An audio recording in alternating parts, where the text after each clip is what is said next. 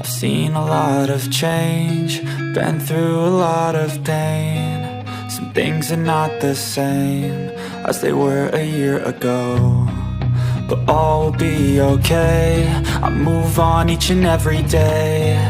The past is where it stays, way back a year ago. I've changed for the better this time. I thought I would never be fine. I strive just to say I'm alright, and for the first time in a long time I'm alright. I've seen a lot of change, been through a lot of pain. Some things are not the same as they were a year ago, but all will be okay. I move on each and every day. The past is where it stays, way back a year ago. Salam sejahtera, bertemu kembali. Sumber berita ini dipetik daripada Oh Bulan, berita terkini. Datuk Red mahu jadi ketua keluarga bertanggungjawab, enggan harap gift TikTok sebagai puncak pendapatan. Suami kepada penyanyi Adira Suhaimi iaitu Datuk Red tidak mahu mengharapkan hadiah atau gift yang diberikan oleh penonton setiap kali dia melakukan sesi siaran langsung di TikTok sebagai cara pendapatan duit. Akui memperolehi hasil yang lumayan, Datuk Red atau nama sebenarnya Datuk Seri Adnan Abu bagaimanapun berkata, dia lebih suka penonton memberi produk yang dijual kerana itu merupakan niat utamanya melakukan siaran langsung di TikTok. Malah Datuk Red berasa segan dengan anak-anaknya dan tidak mahu mereka fikir dia seperti meminta sedekah. Niat saya pada waktu itu hanya untuk mencari kerja, bukan untuk menagih sumbangan. Saya buat live pun sekedar untuk menceritakan apa yang berlaku kepada kehidupan. Pada malam itu bertalu-talu gift yang diterima. Memang saya sangat terkejut sehingga satu tahap saya terpaksa tamatkan live. Memang saya akui hasilnya lumayan dan kerja cukup mudah, hanya live dan raih pendapatan. Namun saya tidak mahu begitu. Biarlah saya berusaha dengan berniaga. Jika orang simpati dengan saya, belilah barang. Sekurang-kurangnya dua-dua pihak dapat manfaat. Dan follower saya pun menjadi FD line dan mendapat semua akan berkembang. Anak-anak saya pun tengok TikTok dan saya tidak mahu mereka lihat bapaknya macam meminta sedekah. Melanjutkan pembicaraan, Datuk Red berkata dia tidak menyangka apabila ramai pihak yang sudi mengeluarkan bantuan kepadanya di saat dia diuji dengan berbagai dugaan termasuk diisytiharkan. Menurutnya, dia kini mahu bangkit dan menebus segala kekecewaan demi tanggung jawab sebagai ketua keluarga. Memang diakui perasaan malu saya berada pada tahap paling rendah. Lebih-lebih lagi apabila orang tahu aib saya.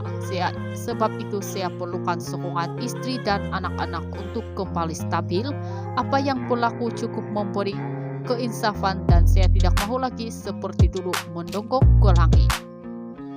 Saya akui mungkin ramai yang telah tolong kerana istri saya artis, namun bagi saya itu rezeki yang Allah kurniakan. Istri artis itu cuma sekedar kebetulan.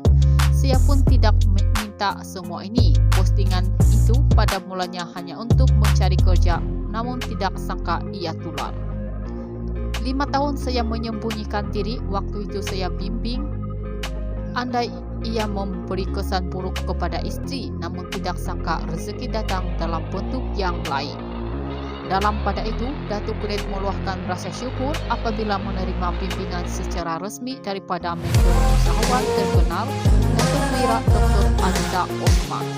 Selain itu, dia juga dilantik menjadi duta dan rakan kongsi produk SIM Coffee. Saya berterima kasih kepada Dr. Adita atas kesetiaan beliau untuk membimbing saya dan Dr. Syah atas peluang untuk berkolaborasi dalam perniagaan. Saya akan memberikan komitmen sepenuhnya dengan tunjuk ajar Dr. Aziza untuk mengembangkan lagi perniagaan yang diusahakan bersama Dr. Syah. Menurut sementara itu, Dr. Aziza berkata bimbingan itu direalisasikan hasil kerjasama Datuk Red dengan pemilik One Wellness Clinic Dr. Syam yang juga seorang pempengaruh terkenal. Saya yakin dengan kerjasama ini, Datuk Red dapat bangkit semula dan mencapai jualan pertamanya sebanyak RM1 juta dalam tempoh 3 bulan. Insya Allah dengan izinnya dan sokongan daripada semua pihak, saya dan Rexwork akan coba membantu Datuk Red dengan bimbingan perniagaan agar beliau dapat menyelesaikan hutangnya dan keluar daripada mobilis dengan melakukan perniagaan baru ini.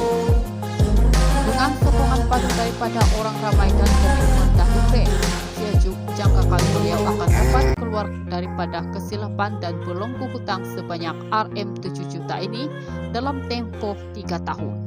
Cuma syaratnya bekerjasama ini akan dipantau sepenuhnya oleh saya sendiri. Saya akan memberi bimbingan dan strategi perniagaan sehingga hutang itu langsai sepenuhnya. Dr. Aziza berharap kerja Datuk Red ini akan memberi inspirasi kepada orang ramai yang mungkin menghadapi cabaran yang sama, bahwa setiap orang mampu bangkit dari kegagalan atau cabaran terutamanya dalam bidang ekonomi. Sekian berita. I've seen a lot of change, been through a lot of pain. Some things are not the same as they were a year ago, but all will be okay. I move on.